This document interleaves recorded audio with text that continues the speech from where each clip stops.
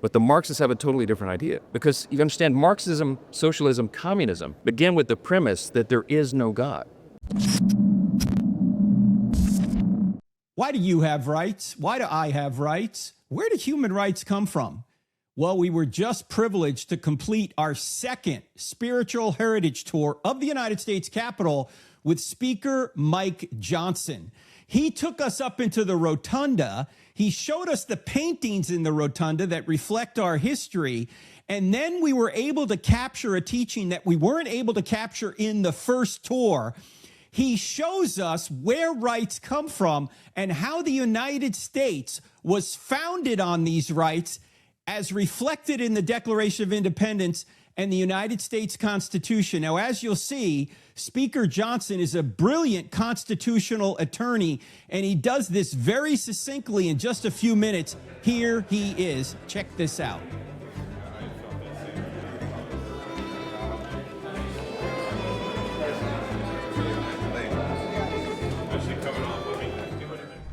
Okay, so you're in the rotunda. Raise your hand if this is the first time you've been in the rotunda. This is, okay, wow, that's pretty awesome.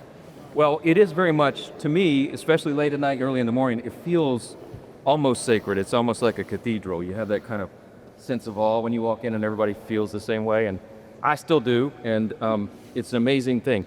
The Capitol Dome is said to be one of the most recognized symbols in the world, and it represents freedom and liberty to everybody around the globe, and it's more than symbolism, it's the real thing. That's the literal center of Washington. We were a floor below, but that little piece in the middle, everything emanates, radiates from there by design. I'll draw your eyes up and then we'll come down. So at the center up there, we call this the apotheosis of Washington, the father of our country. He's looking down from heaven with the heavenly host there and looking down upon our affairs. That's 180 feet above us. You can put the Statue of Liberty here that would stand erect inside the Capitol. This was completed in 1824, and we were already meeting here as a Congress. The original Capitol, as you know, was in Philadelphia. In 1801, they moved it over here, and during Lincoln's time, they were trying to complete this. This was quite an architectural feat, certainly in the mid-19th century, but they got it done. If we're here on another time when it's a smaller group and we book it well ahead, you can take a tour and we can go up around this balcony right here, and you can go up right under the paintings. Believe it or not, that's also, it'll make you queasy, but you can look over the edge right there. Can we go up there? And not tonight. Bring 120 isn't under. Right. Yeah, we'll do it next time. Because you have to climb outside the frame of the dome, which is actually inside of the, and it's like stairs and not for the You part. heights, that's not so great. Yes, but a really cool experience. And you can go out to the very top, to outside, right at the top, and get the view of all of Washington. You can't do it with 50 people, but we'll do it at okay, drawing your eyes down a little bit. We could spend hours, honestly, in the rotunda just talking about all this. Let me mention the statues here. I mentioned most states, or all states have two statues, and these are former presidents. You see Reagan over here, and Eisenhower, and Ford, and Lincoln's in here. And there's a couple of exceptions that are not presidents that they allow in the rotunda. One is right over here, Martin Luther King Jr., of course.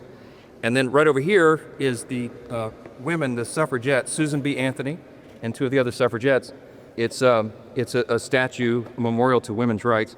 You'll see that there's the stone unfinished behind the three women, and it is said that the artist left that for the first female president to have her image carved in there. So my oldest daughter's an attorney. She says that's reserved for her. Let's go. Awesome. Okay, we don't have a ton of time because there was a lot I want y'all to see. But let me point out the obvious thing here, all these paintings. You see these 8 beautiful paintings.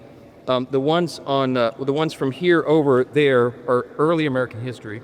So, for example, you see this is Christopher Columbus' arrival to the New World, 1492. This is the discovery of the Mississippi about 50 years ago. You will notice, by the way, 50 years later, sorry. I've slept about 7 hours the last week. This is in each one of these paintings you're going to see, you will notice a representation of the deeply embedded religious history of our country. Yeah, I noticed. And with Columbus, you can see crosses and symbols over here. Discovery of the Mississippi, you see the cross leaning over there to the right. Over here is this is the baptism of Pocahontas, I think 1614. And then this is the pilgrims who made the voyage to the New World seeking religious freedom. And that's them, of course, reading scripture right there together. Now on this side, these are 4 paintings by Trumbull, John Trumbull, who represents the founded American Revolutionary period. And I guess in order here, you got, this is the presentation by the Committee of 5 of the Declaration of Independence. Hold that thought, I want to show you something about that. This is the surrender of the British generals at Saratoga.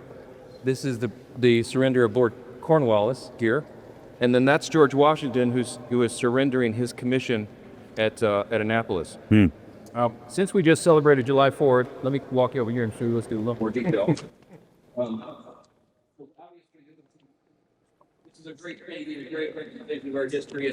A famous one. It was in all of our books when we grew up in civics and social studies and all that. You know, the Committee of 5 was composed, there's 5 people who worked on the drafting of the Declaration. I'm so excited, a lot of people know this history now because people were talking about it the last couple weeks. But you had John Adams, of course, Jefferson, who was a primary author, Franklin, Sherman, Livingston.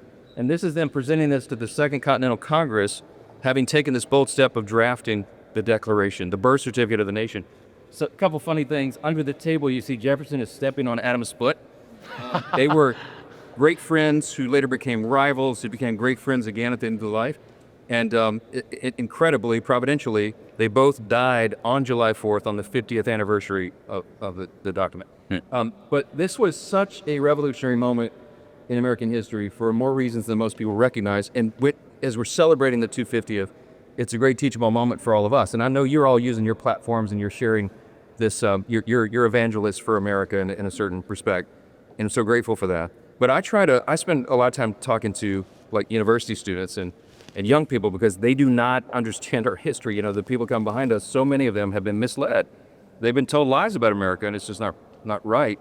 And so I don't get a lot of chances to do this anymore now that I'm a speaker, but I used to go and take every opportunity to go speak to university groups and college students and all that. Normally I would get a whiteboard and I would just use this very simple illustration. I just want to share it with you because you could do the same thing.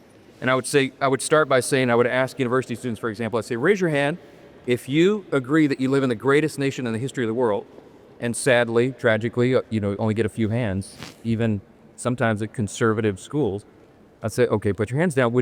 If you do not agree that you live in the greatest nation in the history of the world, would you at least concede you live in a great nation? And you get a few more. And I say, put your hands down. Look, my background's in constitutional law. I'm an amateur historian. I could put on my case here today and I'll prove to you it is objectively true.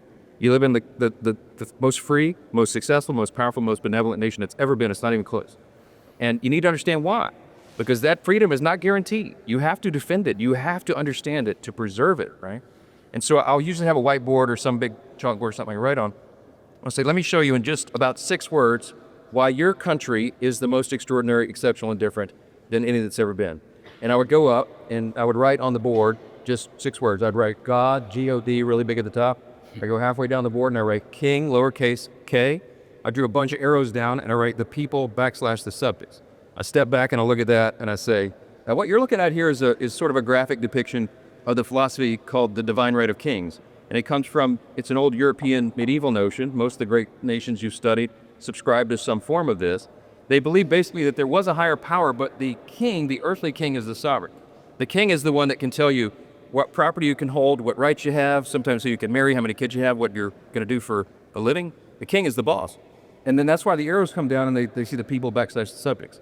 Now in 1776, these guys came along and they didn't buy that, right? Because you know what? They were students of Scripture. Of the 56 signers of the Declaration, many of them had seminary degrees. They were all students of our Judeo-Christian heritage and our Scripture. And they understood that did not line up with the truth there. And so G.K. Chesterton was a famous British philosopher and statesman. And he summarized one time, he said, America is the only nation in the world that was founded upon a creed. He says this with almost theological lucidity or clarity in the Declaration of Independence. It's like a statement of faith. What is the creed? Second paragraph of the Declaration. We hold these truths to be self-evident. By the way, in the first draft, Jefferson had written it, we hold these truths to be sacred and inviolate. And Benjamin Franklin said, that's too wordy, let's just go with self-evident. Okay, so fine, then wrong. We hold these truths to be self-evident, but when I'm explaining this to college students, I say, hold on, what is a self-evident truth? To make them think through that. And ultimately, they'll conclude it's something that's obvious. We hold these truths to be self-evident that all men are created equal, and I always stop and I say, wait a minute, it doesn't say born equal, it says created equal. This very intentional wording. We hold these truths to be self-evident, all men are created equal. were endowed by their creator with certain inalienable rights, and among those rights, life, liberty, and pursuit of happiness. Now, what's so revolutionary, bold, even crazy about that, the reason it sparked the American Revolution and set us on course to be this great country is because no country had ever done that before. They defied this idea of the earthly king. When I have a whiteboard, I get the eraser and I go up and I erase king, erase all the arrows that went down from king to the people and the subjects, erase the word to subjects. I back up. All that's left now on the board is God and the people. And then I draw all the arrows down from God to the people. And I say, that is a very simple explanation. What made your country different than all the ones before? What does that mean? It means, as Lincoln later said in the Gettysburg Address, we are dedicated to this proposition that we are one nation under God, so a government of the people, by the people, for the people, should not perish from the earth. Now, the reason the founders did that, the reason they had made such a bold proclamation of that truth, is they understood that we are created. We're not just born, we're created by someone. And Scripture taught us, they believed it, that we're made in His image. And there's huge implications to this worldview, and this is what set us on the course to be the greatest country, because, think of it, if you're made in God's image, it means every single person has inestimable dignity and value. And your value is not related in any way to the color of your skin or what zip code you live in, what your talents are, where you go to school. Your value is inherent because it's given to you by God. Now, if the Scripture is wrong and the founders are wrong and the basis, the foundational truth of America is wrong, then maybe the Marxists are right, because that's the competing philosophy right now, okay? I'm going to show you when we go into the House chamber, the first thing you're going to notice, everybody does when they walk in the chamber at floor level, you will see the national motto inscribed on the marble right above the speaker's head, right above the rostrum. It says, "In God we trust." And you'll look in the visitor's guide. I won't have one tonight, but normally the visitor's guide of the People's House on page 20, it says Congress voted in 1962 to put that above the head of the speaker. It says, as a rebuke to the Soviets' philosophy during the Cold War. What is that? Because, see, we were different. We said our rights come from God. We disavowed the middleman, the earthly king. We said we owe our allegiance to God because our rights don't come from government. They come from God Himself. And we owe our responsibility to Him. It transcends the civil authorities. It's the basis of who we are. But the Marxists have a totally different idea. Because you understand, Marxism, socialism, communism begin with the premise that there is no God. It is the opposite of America's founding ideals. It's the opposite of the truth that we know from Scripture. So when I'm on the board, I tell the students, I say, this is the whole thing. God and the people, that's your country. That's what made you so great. That's why we're the greatest nation in the history of the world. But there's a problem right now, and I was saying this for years before I got to Congress. Take the eraser and I go, I erase G-O-D, erase all the arrows that come down, because if there's no God, there's nobody to give you your authority. The only thing that's left on the board is the people. And I get the biggest, most ominous black marker I can, and I circle the people ominously, and I look back and I go, now if you think that's a happy circumstance, you are not a student of history, okay? Because that is Marxism, communism, socialism. If that's true and there is no creator, remember that whole thing about everybody having inestimable dignity and value, it doesn't apply because there's no one to give it to you. Your rights come from government and your value comes from government.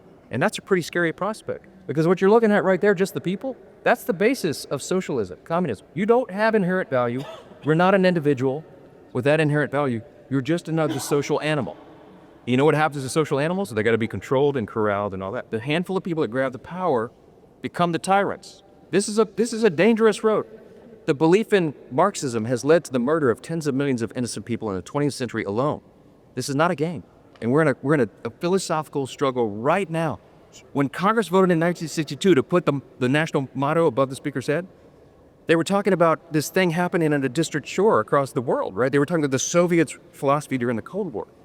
Right now, the barbarians are inside the gates, okay? Socialism and communism, Marxism is on the ballot in November. We have to win. We have to win. Because if we don't, everything that they put on that paper, everything that they fought, where they pledged their lives, their property, everything, their sacred honor, on this premise that we could maintain a self-governing republic, that we could do it in accordance with, frankly, the outline of Scripture. And that's what we're still trying to decide today. Reagan said, freedom is not inherited in the bloodstream. We don't pass it through the bloodstream. It is not an automatic thing. You got to fight for it. You got to protect it. You got to pass it along to the next generation so that they too will know the same liberty and opportunity and security that we've known and, frankly, too often take it for granted. So I'm glad to be among patriots and I do understand all this.